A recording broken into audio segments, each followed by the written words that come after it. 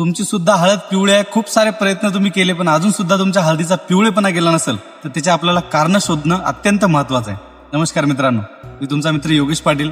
एवढ्या जास्त जणांचे सुरुवातीपासून कमेंट आहेत, मेसेज आहेत की सर आमची हळद पिवळी आहे, तिला सांगलेल्या बऱ्याच साऱ्या गोष्टी आम्ही सोडल्या पण अजून सुद्धा तिचा पिवळेपणा गेलेला नाही. खूप साऱ्या लोकांनी आम्हाला ट्रीटमेंट दिली पण अजून तिचा पिवळेपणा कुठेही कमी झाला नाही, ते अजून तशीच पिवळी दिसते. तर याच्यावर शेतकरी मित्रांनो आपल्याला सगळ्यात अगोदर जे आहे याच्या मागचे कारण शोधणं महत्वाचं आहे की हळद आपली कुठल्या कारणांमुळे पिवळी पडत असते. त्याच्यासोबत सध्या खूप जास्त एक कमेंट येत आहे की आमच्या हळदीची हाईट वाढलेली नाही, हाईट वाढण्यासाठी काय करावं. त्याच्यासोबत आमच्या हळदीचे पानं जे आहेत एकदम चोळामोळा आखडल्यासारखे होत आहेत, त्याच्यासाठी काय करणं आहे आणि त्याला उपाय काय. तर या सगळ्यांवर मित्रांनो तुम्हाला या व्हिडिओमध्ये सगळी काही माहिती भेटेल. कोणत्या ड्रिचिंग घ्यायच्या, कोणते कंटेंट तुम्हाला याच्यात ड्रिचिंगमध्ये फवारणीमध्ये वापरायचे आहेत ते सगळं मी या व्हिडिओमध्ये सांगेल. तुम्ही इंस्टाग्रामला व्हिडिओ पाहत असाल तर लगेच जाऊन युट्यूबला पूर्ण व्हिडिओ सविस्तर बघा, ज्यामध्ये सगळे त्या गोष्टींवरचे तुम्हाला उपाय पाहायला भेटतील. तर ध्यानात ठेवा, आपली हळद पिवळी पडण्यामागे नेमकी कारण काय आहेत ते शोधणं अत्यंत महत्वाचं आहे. त्याच्यामागे सगळ्यात मुख्य कारण, जर तुमची पूर्ण हळद पिवळी दिसत असेल तर तुमचं रान कुठल्या पद्धतीचं हे ओळखणं अगोदर सगळ्यात महत्वाची गोष्ट आहे. जर तुमचं रान चुनखडीयुक्त किंवा खडकाळ जमीन जर असेल तर अशा जमिनीमध्ये पिकाला फेरस उचलण्यामध्ये, फेरस अपटेकिंगमध्ये खूप जास्त प्रॉब्लेम जातो. तिथं फेरस त्या पिकांना भेटत नाही, त्यामुळं तिथं हळद म्हणा किंवा कुठलंही पीक पिवळसर तुम्हाला दिसते आणि हळदीला फेरस जास्त लागतो. त्यामुळं तिथं फेरसची कमतरता चुनखडीच्या रानामध्ये जास्त असते, म्हणून चुनखडीमधली हळद नेहमी तुमची पिवळीगार दिसत राहील, कारण त्याचा रानाचा पीएच सुद्धा तुमचा जास्त असतो. तर अशा वेळेस तुम्हाला काय करायचं आहे, त्यावेळेस तुम्हाला इड्डा फॉर्म मधलं 6% फेरस सोडायचं आहे. त्याच्यामुळे तुमच्या जमिनीचा पीएच कमी होईल आणि फेरस अपटेकिंग करण्यात झाडाला मदत होईल, तुमच्या हळदीची ग्रीनरी वापस येईल.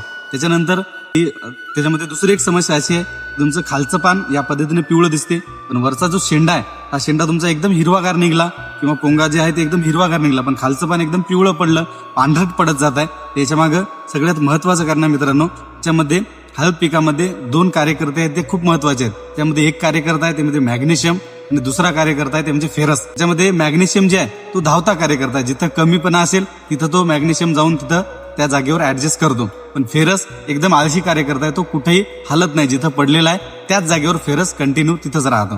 त्याच्यामुळे ज्यावेळेस नवीन पान निघते आणि तुमच्या पिकामध्ये मॅग्नेशियमची कमतरता असेल तर झाडामधील खालच्या पानातील, जुन्या पानातील मॅग्नेशियम हळदीच्या नवीन पानामध्ये, पोंग्यामध्ये येतो, त्यामुळे खालचं पान या पद्धतीने पिवळं पडते आणि नवीन येणारं पान एकदम हिरवगार राहते. तर तिथं तुमची मॅग्नेशियमची कमतरता तुम्हाला दिसून येते. तर तिथं काय करायचं, आपण जे काही ग्रॅन्युअल खताचे डोस देतो त्याच्यामध्ये एक 25 किलोपर्यंत, 15 ते 25 किलोपर्यंत तुम्ही मॅग्नेशियम सल्फेट त्याच्यामध्ये ग्रॅन्युअलमध्ये घ्या. त्याच्यामुळे ही समस्या तुमची नक्कीच कमी तुम्हाला झालेली पाहायला भेटेल. त्याच्यानंतर तुमचा एकदम पोंगा येणारा एकदम पिवळसर आहे, जो नवीन पोंगा यायला तो पिवळा आहे, खालचे सगळे पानं जर तुमचे हिरवे असतील तर ती तुमची फेरसची डिफिशियन्सी आहे, जी तुम्हाला सुरुवातीला मी सांगितली होती. त्याच्यामध्ये तुम्हाला इड्डा फॉर्म मधलं 6% फेरस सोडायचं. त्याच्यानंतर दुसरी एक समस्या आहे की नवीन पोंगे हळद काढत नाही आणि वाढलेली नाही किंवा पान जे आहे ते चोळामुळा होत आहे. तर मित्रांनो ध्यानात ठेवा, ही कॅल्शियमची कमतरता आहे. जर तुमचं पान फोटोमध्ये दाखवल्यापर्यंत एकदम कोकडलेलं असेल आणि चोळामुळा झालेला असेल, गुंडाळलेला असेल तर तुमच्या जमिनीला 5 किलोपर्यंत कॅल्शियम सोडणं अत्यंत महत्वाचं आहे. तर तुमच्या हळद पिकामध्ये कॅल्शियम तुम्ही 5 किलोपर्यंत एकरी ड्रीप मार्फत किंवा पंपाने ड्रिचिंग नक्की करा द्यायचे. या सगळ्यामुळे होईल काय, तुमच्या हळदीची वाढ सुद्धा चालू राहील, नवीन शेंडा सुद्धा चालू राहील आणि जे काही पिवळे पडण्यामागची समस्या आहे त्यामागचे कारण तुम्हाला जे सांगितले मी, त्या कारणांवरून ट्रीटमेंट करा. त्या पद्धतीनं तुमच्या हळद सुद्धा एकदम हिरवीगार पाहायला भेटेल. ज्या पद्धतीनं सांगितल्या गोष्टी त्या पद्धतीनं करा. याच्यात सगळ्यात महत्वाची एक कमेंट येते आणि मेसेज येते की दादा तुमचा नंबर द्या. प्रत्येकाला माझा नंबर मी मित्रांनो देऊ शकत नाही. जो मी व्हॉट्सअपचा नंबर दिला, ज्यावर व्हॉट्सअप कॉल न करता तुमची जे काही अडचण असेल, फोटो वगैरे जे काही टाकायचे, व्हिडिओ टाकायचे, व्हॉट्सअपला टाकून ठेवा. जसा मला वेळ भेटेल तशा मी सगळ्यांच्या व्हॉट्सअपच्या जे काही मेसेज त्यांना रिप्लाय देण्याचा प्रयत्न करतो. पण कॉलचा नंबर दिला तर आज शक्य नाही, कारण व्हॉट्सअपचाच नंबर दिला त्याच्यावर 400-500 कॉल डेलीचे मिस कॉल दिसतात. तर एवढ्या सगळ्या गोष्टींना हँडल करणं एकट्याला साहजिक नाही. ती नंतरची गोष्ट आपण बघू, त्याच्यावर काय काम करता येईल. पण आज तुम्हाला जे आपला बॉन्ड बनला, जे काय मी सांगतो त्याच्यावर रिझल्ट भेटते, त्याच गोष्टी आपल्याला समोर सुद्धा चालू ठेवायच्या आहेत. त्यामुळे तुमचं सहकार्य याच्यात अत्यंत महत्वाचं आहे. हा जो व्हिडिओ आहे हा सगळ्या हळद उत्पादक शेतकऱ्यांना पाठवा, कारण बऱ्याच जणांची समस्या आहे की हळद पिवळी दिसते. ज्या कुणाची हळद पिवळी आहे त्यांच्यापर्यंत हा व्हिडिओ नक्की पाठवा.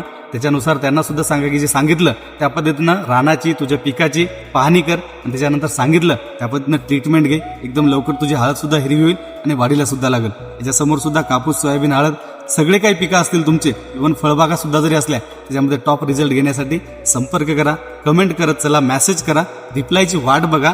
जास्त रिप्लाय कमेंट करून सुद्धा उपयोग नाही. मी जेवढ्या जमतील तेवढ्या कमेंटना रिप्लाय देतो, मेसेजला सुद्धा मी रिप्लाय देईल. त्यामुळे थोडीफार वाट बघा आणि सहकार्य करा.